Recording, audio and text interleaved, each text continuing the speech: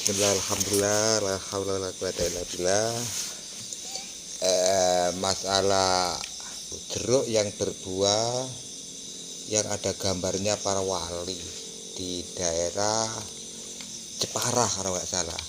Kalau menurut kami pribadi itu sebenarnya suatu isyarat, karena akhir-akhir ini banyak para habaib, para zuriyah Rasulullah itu ada yang merasa, ada yang rendah, ada yang berlebihan sampai omongannya kotor.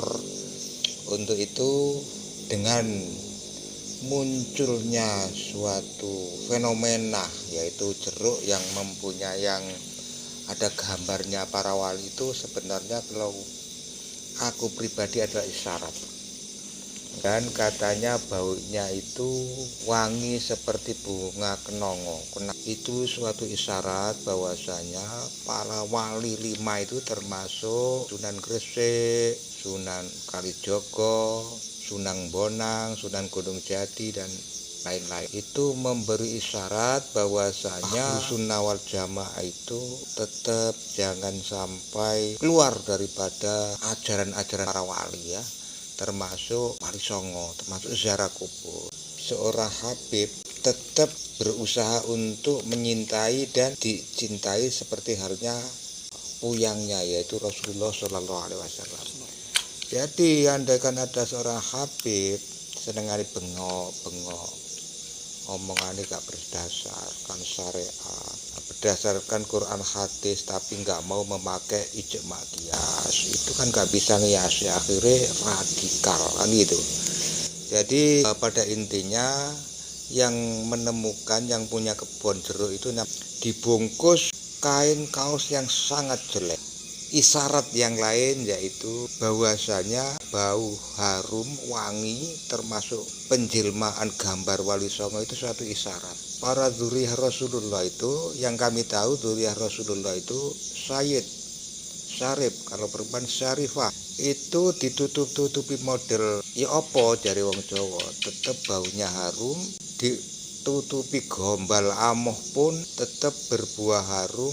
Dan memang sengaja kayaknya ada yang menutup-nutupi dzurriyyah Rasulullah.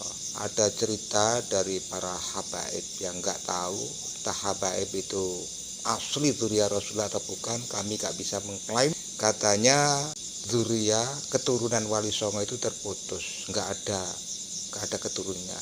Andaikan ada, itu adalah dari ibu jalur perempuan. Itu kan sengaja ditutupi seperti layaknya daripada buah yang bergambar wali itu ditutupi dengan gombal amo. Karena sekarang ini banyak habib yang nggak asli insya Allah turunan Rasulullah mengaku habib, berusaha menutup-nutupi keturunan Wali Songo, yang konon ceritanya Wali Songo yang kami lihat terutama di daerah saya dan keluarga saya itu kayaknya nggak ada yang dipanggil habib.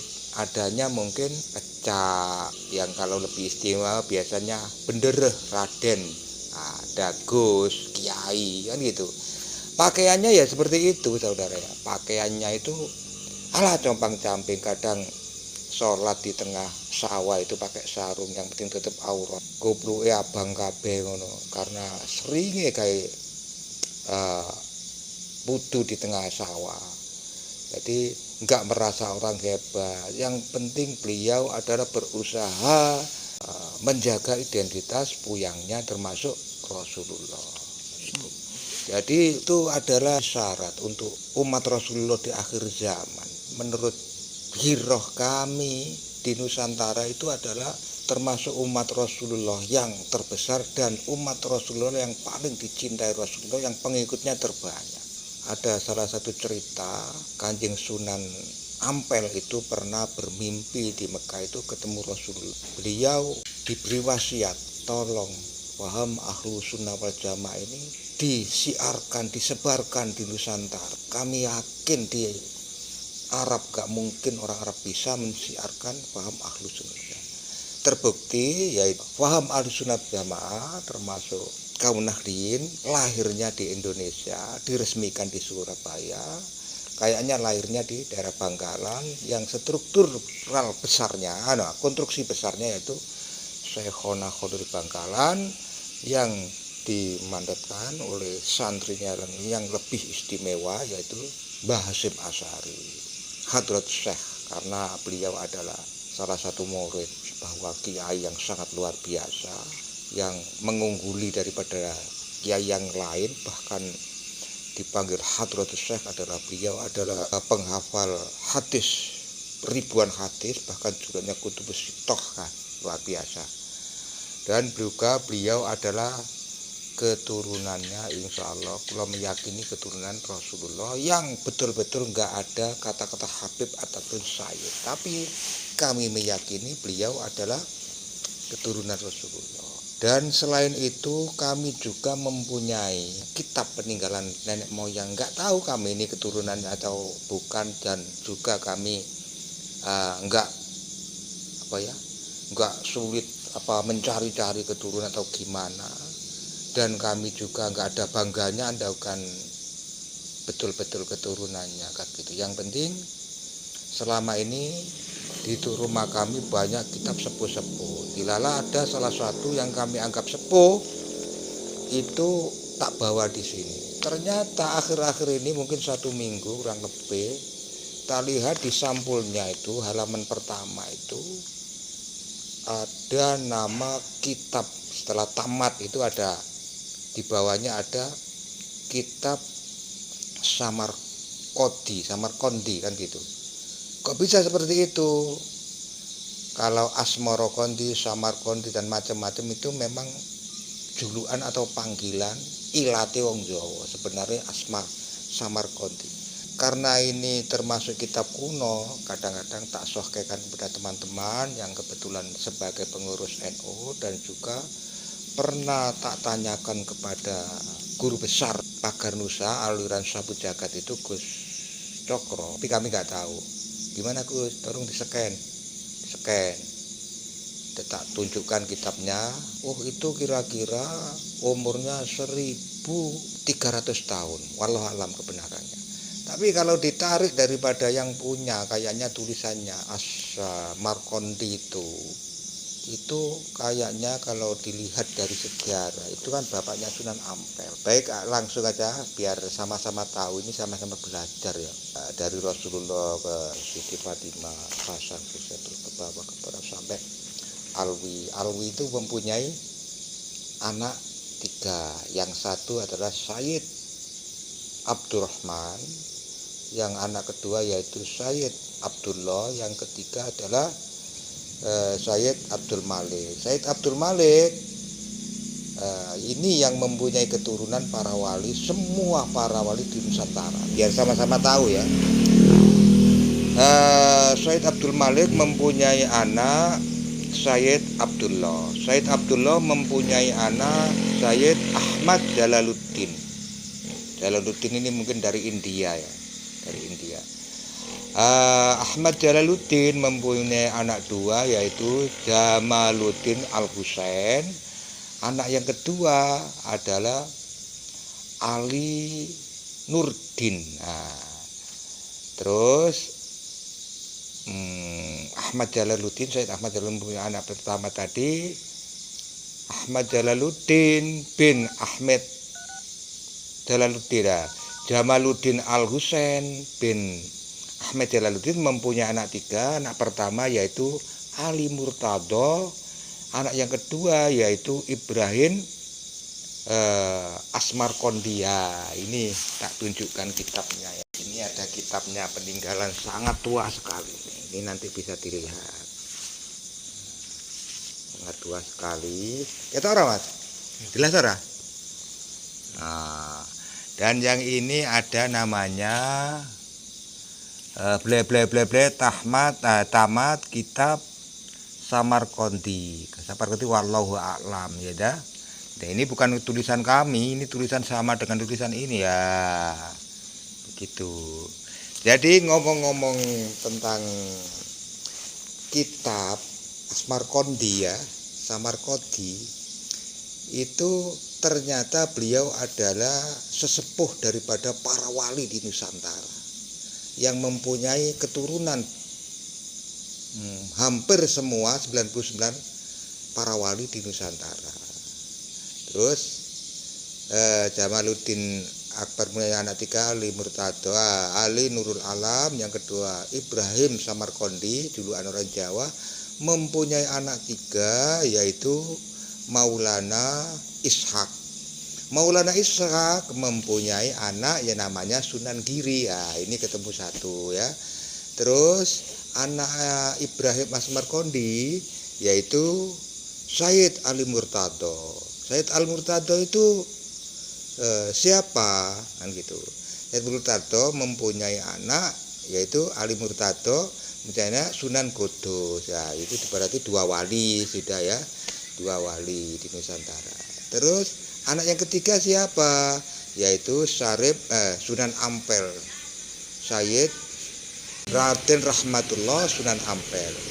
Raden Rahmatullah Sunan Ampel mempunyai anak 2, yang satu Sunan Bonang, yang kedua adalah Sunan Derajat. Ben ngerti sampean tadi. Berarti 4 wali sudah ya dah. 4 wali. Terus yang bapaknya Ibrahim Samarkondi itu namanya Jalaluddin Al-Husain. Jalaluddin anaknya Sayyid Ahmad Jalaluddin. Sayyid Ahmad Jalaluddin mempunyai 2 tadi, Jalaluddin Al-Husain dan Ali Nurdin. Ali Nurdin mempunyai anak yaitu Syekh Subakir. Syekh Subakir itu siapa? Kayaknya yang nulis Raja Kalacakra yang ditaruh di Gunung Tidar. Itu. Nah, beliau mempunyai anak yaitu Adipati Tuban namanya Arya Wilwatikta. Kalau nggak salah, zaman dulu aku seperti itu lihat film. Arya Wilwatikta yaitu Bupati Tuban. Bupati Tuban mempunyai anak Sunan Kalijogo. Ya, berarti 5 wali sudah. Ya dah, 5 wali. Terus Sunan Kalijogo mempunyai anak Sunan Muria, berarti 6 wali sudah, ya toh? 6 wali itu wali termasuk Wali Songo itu tadi. Dari kakeknya daripada Sunan Ampel tadi, bapaknya Asmarkondi itu mempunyai anak pertama yaitu Ali Nurul Alam.